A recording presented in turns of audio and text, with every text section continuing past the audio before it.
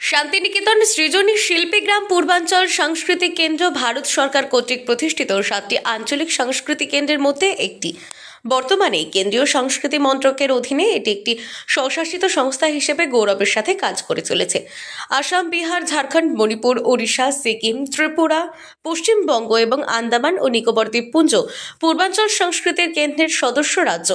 আঞ্চলিক সংস্কৃতি কেন্দ্রগুলি মূলত তাদের নিজ নিজ অঞ্চলের শিল্প ও সংস্কৃতি এবং ঐতিহ্যের প্রচার, প্রসার ও সুরক্ষার জন্য নিবেদিত।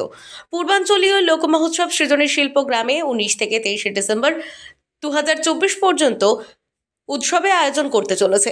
সকালে অধিবেশন থাকছে, সাহিত্য সভা এবং লিটল ম্যাগাজিন মেলা। এছাড়াও লেখক ও কবিরা অংশগ্রহণ করবেন। তারপর সারাদিন ব্যাপী ভারতীয় লোক ও আদিবাসী সংস্কৃতি সহ সঙ্গীত ও নৃত্য, শিল্প কর্মশালা, প্রদর্শনী, হস্তশিল্প এবং খাদ্যশিল্প প্রদর্শন করা হবে।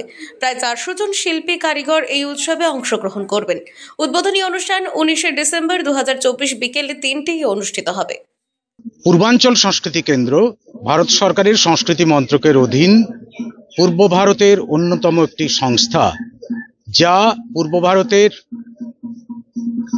পশ্চিমবঙ্গ, বিহার, ঝাড়খণ্ড, ওড়িশা, উত্তর পূর্ব ভারতের আসাম, মণিপুর, ত্রিপুরা, সিকিম এবং আন্দামান নিকোবর দ্বীপপুঞ্জের সাংস্কৃতিক বিকাশের জন্য কাজ করে আসছে দীর্ঘদিন ধরে। গত বছর থেকে আমরা আমাদের এই সৃজনী শিল্পগ্রামে পূর্বাঞ্চলীয় লোকমহোৎসব নামের একটি উৎসব শুরু করেছি, যেখানে 4 দিন বা 5 দিনের এই উৎসবে পূর্ব ভারতের তথা উত্তর পূর্ব ভারতের এবং মধ্য ভারতের বিভিন্ন রাজ্য থেকে লোকায়ত এবং আদিবাসী শিল্পীরা এসে তাদের লোকশিল্পকলা উপস্থাপন করবেন।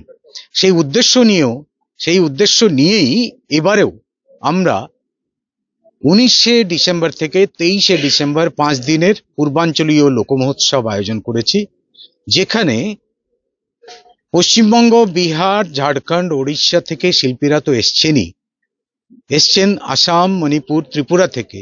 একইভাবে মধ্যপ্রদেশ, উত্তরপ্রদেশ, হরিয়ানা, এই সমস্ত রাজ্য থেকেও বিভিন্ন শিল্পীরা এসে 5 দিনে তাদের শিল্পকলা প্রদর্শন করবেন। আমরা যদি আমাদের এই সাংস্কৃতিক ঐতিহ্যকে সারা বিশ্বের কাছে তুলে ধরতে পারি, তবেই আমরা 2047-এ বিকশিত ভারতে পরিণত হতে পারবো। এটাই আমাদের মূল উদ্দেশ্য। বীরভূম থেকে কাজী আমিরুল ইসলামের রিপোর্ট, আনন্দ বার্তা।